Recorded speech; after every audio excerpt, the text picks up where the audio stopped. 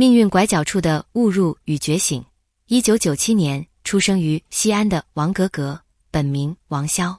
他的人生原本沿着一条再普通不过的轨道前行，理工科背景，土木工程专业，稳定职业预期，这一切都与演员二字毫无交集。可命运的奇妙之处，恰恰在于他总在最不经意的时刻改变方向。2018年，一次信息流小说广告的拍摄机会，让他第一次站在镜头前。没有灯光的加持，没有专业的指导，他却在那一刻隐约触碰到了另一种可能，一种与情绪、表达、人物共振有关的可能。这不是一个被精心设计的开端，而更像是一场带着试探意味的闯入。他没有所谓的演员梦想，更谈不上清晰的职业规划。但正是这种无准备状态，让他在初期少了许多框架束缚。他不是在模仿某种既定的表演体系，而是在一次次拍摄中，凭借直觉去捕捉情绪的边界。也正因如此，他的表演从一开始就带着一种未经雕琢的粗粝感，不完美却真实。然而，现实很快给了他清醒一击。非科班出身意味着没有方法论，没有资源，更没有被看见的捷径。他只能从最底层的广告、小短片做起，在廉价制作与快节奏产出中反复试错。那些镜头前的青涩与局促，那些被剪掉的片段与不被记住的角色，构成了他最初的隐形训练场。在无人注视的角落，他一点点建立起对表演最原始的理解，不是炫技，而是传递。2019年，王格格正式进入短剧领域。那是一个尚未被主流视为严肃创作的赛道，却拥有极强的传播效率与市场活力。他从男频短剧起步，扮演功能性极强的角色，情绪浓烈，节奏紧凑，情节高能。这类作品要求演员在极短时间内完成情绪爆发与转折，几乎不给慢表演的空间。这种环境既是魔力，也是限制。一方面，他训练了他对镜头的敏感度，让他迅速掌握如何在3秒内抓住观众注意力。另一方面，他也在无形中固化了他的表达方式，更外放，更直接，更依赖情绪张力。2020年，报告一飞的播出，成为他第一次真正意义上的被看见。他不再只是镜头里的工具人，而开始拥有完整的人物弧光。同年，当影后有了读心术，走红网络，他的名字逐渐进入观众视野。这一阶段的他，像一株在野地里迅速生长的植物，没有精细修剪，却凭借生命力不断向上。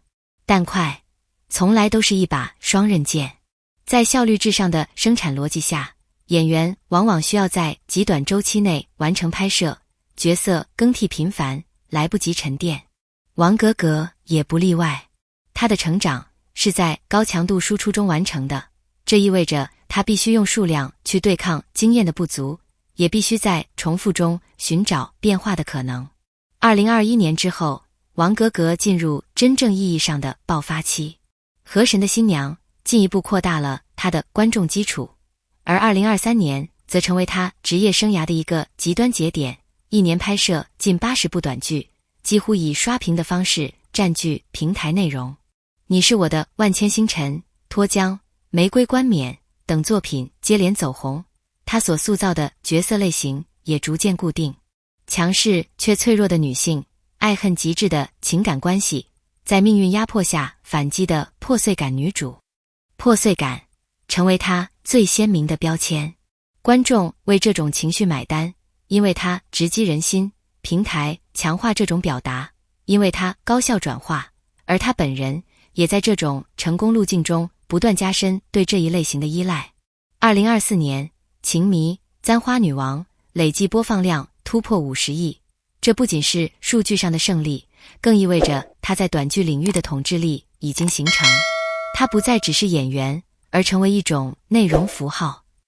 与此同时，她开始向幕后延伸，成立 MCN 公司，参与剧本与制作。这一举动看似是职业升级，实则也透露出一种清醒。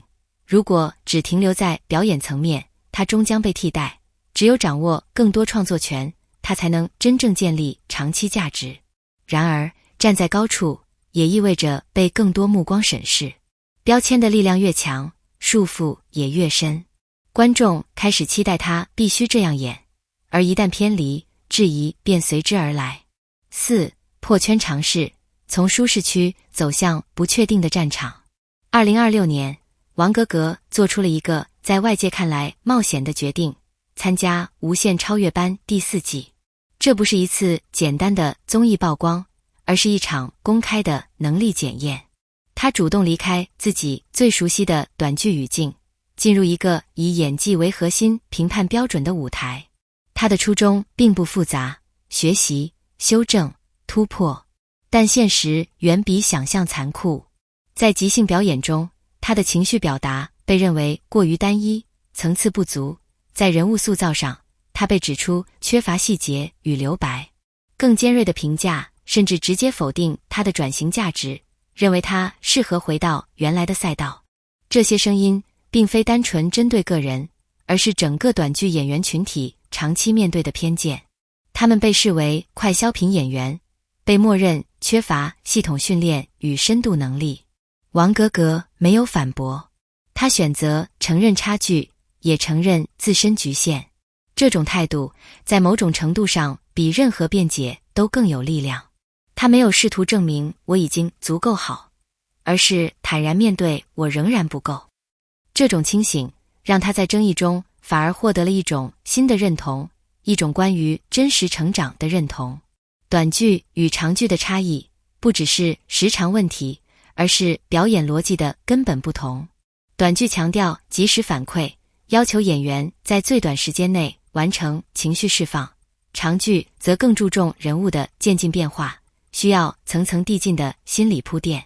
王格格过去的优势，在新的语境中反而成为限制。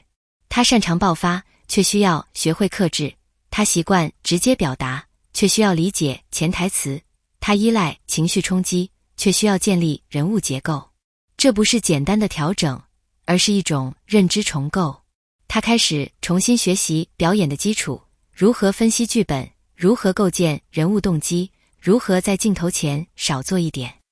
这些看似基础的能力，对于一个长期在高强度输出中成长的演员来说，反而需要更大的耐心去重建。在这个过程中，他逐渐意识到，真正的表演不是让观众看到情绪，而是让观众相信情绪的来源。经历争议与反思之后，王格格开始主动调整节奏。他不再追求数量上的极致，而是更注重作品质量与角色多样性。他尝试跳出甜宠与虐恋的固定模式，接触悬疑、现实题材，甚至探索更贴近生活的普通人物。这种转变并不会立刻带来流量回报，相反，它可能意味着短期内的关注度下降。但从长远来看，这是他必须走的一步，从被市场定义转向主动定义自己。他也在不断强化幕后能力，希望通过内容创作参与更完整的表达链条。对于他来说，演员不再只是执行者，而是叙事的一部分。这是一种更成熟的职业意识，不再依赖单一标签生存，而是构建多维度的能力结构。王格格的故事从来不是一个逆袭成功的简单叙事，它更像是一段持续进行中的实验，关于身份，关于能力，关于行业边界的不断试探。他曾用50亿播放量证明自己可以被市场认可，也用一次公开受挫证明自己愿意重新开始。在这个充满变化的娱乐行业中，没有任何位置是绝对稳固的。今天的顶流可能明天就被替代，而真正能够留下来的，从来不是某一类角色，而是不断进化的能力。他的选择或许无法取悦所有人，但至少诚实地回应了一个问题：当你已经拥有一切既得优势时，是否还有勇气推翻自己？王格格的经历也许只是行业中的一个缩影，但它却折射出更大的问题。在流量与内容、速度与深度之间，我们究竟应该如何选择？你怎么看待短剧演员？